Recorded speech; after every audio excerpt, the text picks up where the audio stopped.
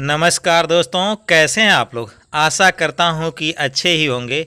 आइए दोस्तों, आज जो हम लोग पद पढ़ेंगे यह महाकवि सूरदास द्वारा विरचित भ्रमर गीत शीर्षक के अंतर्गत कक्षा 11 के सिलेबस में संकलित है। तो चलिए दोस्तों, इस पद का अध्ययन करते हैं। यह पद इस प्रकार से है। निस दिन बरसत नैन हमारे, सदा राहति पावस ऋतु हम पर, जब तय श्याम सिधारे। दृग अंजन न रहत निशिवासर, कर कपोल भय कारे। कंचुकी पट सुखत नहीं कबहूर, बिच बाहत पनारे। आंसू सलिल सबय भई काया, पल न जात रिसटारे। सूरदास प्रभु यह पर खोगे, गोकुल काहे विसारे। आइए दोस्तों, अब इसमें कुछ कठिन शब्द है, उसे देख लेते हैं, फिर इसकी व्याख्या देखेंगे। निशि माने होता है रात्रि, दिन माने दिन होता है, दिवस होता है। बरसत माने वर्षात होता है। नैन माने नेत्र होता, आंखें होता है। और हमारे माने हम लोगों की। सदा माने हमेशा। रात माने रहना होता। पावस ऋतु का मतलब होता है वर्षा ऋतु। हम पे हम लोगों के ऊपर। जब तय जब से, तय माने से हो जाएगा। श्याम श्री कृष्ण, सिधारे माने गए हुए हैं। दृग माने होता आँखें, नेत्र। अंजन माने होता काजल। ना माने नहीं, रात माने रहता है। निश माने बताया गया। वासर माने दिन होता है। कर माने हाथ होता है। कपोल का मतलब गाल होता है। भय माने हो गए और कारे का मतलब काले। कंचुकी पट, कंचुक माने चोली होता है। पट माने वस्त्र। तो कंचुकी पट का मतलब चोली का वस्त्र। सूखत का मतलब होता सूख जाना। नहीं माने नहीं, कबहू माने कभी भी। उर माने होता है वक्षस्थल। बीच माने बीच हो जाएगा। बहत माने बह रहा है। और पनारे माने नाला। आंसू सलिल, आंसू के जल से। आंसू सलिल का मतलब आंसू के जल, आंसू का जल। सबय भई काया, काया माने शरीर, सबय माने पूरी शरीर। पल न जात रिष्टारे, पल का मतलब होता है एक सेकंड भर का समय, आप समझ लीजिए, एक क्षण जिसे कहते हैं। ना माने नहीं, जात माने जाता है। रिस माने क्रोध। टारे माने टालना होता, दूर करना होता है। प्रभु माने स्वामी होता। परखोगे मतलब परखोगे का मतलब जानना चाहेंगे। गोकुल माने होता है गोकुल, वह स्थान जहाँ श्री कृष्ण बचपन में रहे। विसारे का मतलब होता भुलाना। तो आइए दोस्तों, अब हम लोग इसकी व्याख्या देखेंगे। व्याख्या इस प्रकार से। निशि दिन वर्षत नयन हमारे।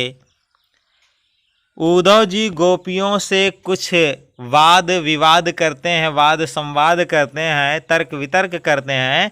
तो गोपियां जो है उद्धव जी को जवाब देती हुई कहती हैं कि निश दिन वर्षत नयन हमारे।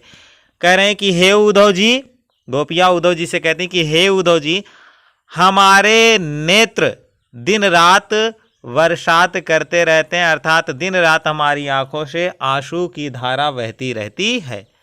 सदा रहती वर्षा ऋतु हम पर, पावस ऋतु हम पर, जब तय श्याम सिधारे।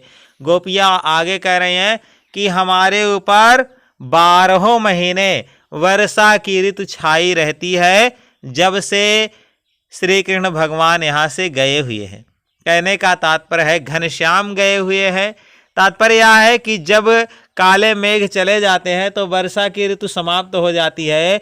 लेकिन गोपियों के जीवन में घनश्याम के जाने के बाद, श्री कृष्ण के जाने के बाद भी वर्षा ऋतु समाहित हुई है। 12 महीने वर्षा ऋतु है। अर्थात कहने का तात्पर्य है कि वो कोई दूसरी ऋतु जान ही नहीं पा रहे हैं, उसका अनुभव नहीं कर पा रही हैं। आगे है, दृग अंजन न रहत निशिवासर, कर कपोल भय कारे। कह रहे हैं कि जिसके कारण लगातार जब उनकी आंखों से आंसू निकल रहे हैं तो उनकी आंखों में काजल जो है वह टिकता ही नहीं है। दिन रात आंखों से आंसू की जलधारा बहती है, जिससे काजल आंखों में टिक नहीं पाता है और वह बह करके गालों तक आ जाता है, गालों पे लग जाता है। फिर जब गोपियां गाल से आंसू को पोंछना चाहती हैं तो वह काजल उनके हाथों में लग जाता है।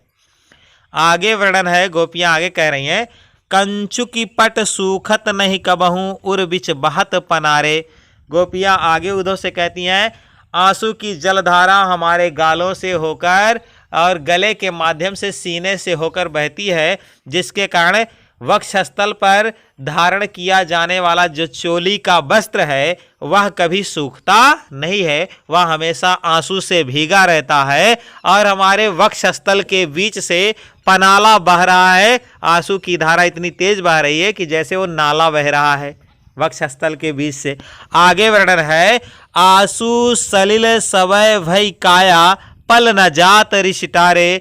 आगे गोपियां कहती हैं, अब तो हमें ऐसा प्रतीत होता, ऐसा लगता है कि हमारा पूरा शरीर वह आंसू के जल से ही बना हुआ है और एक पल के लिए क्रोध भी दूर नहीं हो रहा है। कामदेव का क्रोध भी एक पल के लिए हम लोगों से दूर नहीं हो रहा है और क्रोध हमें काफ़ी सता रहा है, काफ़ी परेशान कर रहा है कामदेव का क्रोध। आगे वर्णन करती हुई गोपियां कहती हैं, सूरदास जी बता रहे हैं, सूरदास प्रभु यों परखोगे गोकुल काहे विसारे। गोपियां कहती हैं कि उद्धव, हम श्री कृष्ण से यही जानना चाहते हैं कि हम लोगों से ऐसी कौन सी गलती हो गई है, क्या अपराध हो गया है जिसके कारण भगवान श्री कृष्ण श्याम सुंदर जो है, घनश्याम जो है, उन्होंने गोकुल को बिसरा दिया है, भुला दिया है। हमसे ऐसी कौन सी गलती हो गई, यही हम लोग जानना चाहते हैं। तो आइए दोस्तों, अब इसमें काव्यगत सौंदर्य देखेंगे। तो भाषा ब्रज है, शैली जो है वह गेयात्मक है और मुक्तक है, छंद जो है गेय पद है और अलंकार यहाँ विभावना बिना कारण के ही कार्य हो रहा है, तो विभावना अलंकार है। भाषा ब्रज है, माधुर्य और प्रसाद गुण है, शब्द शक्ति जो है वह अविधा है।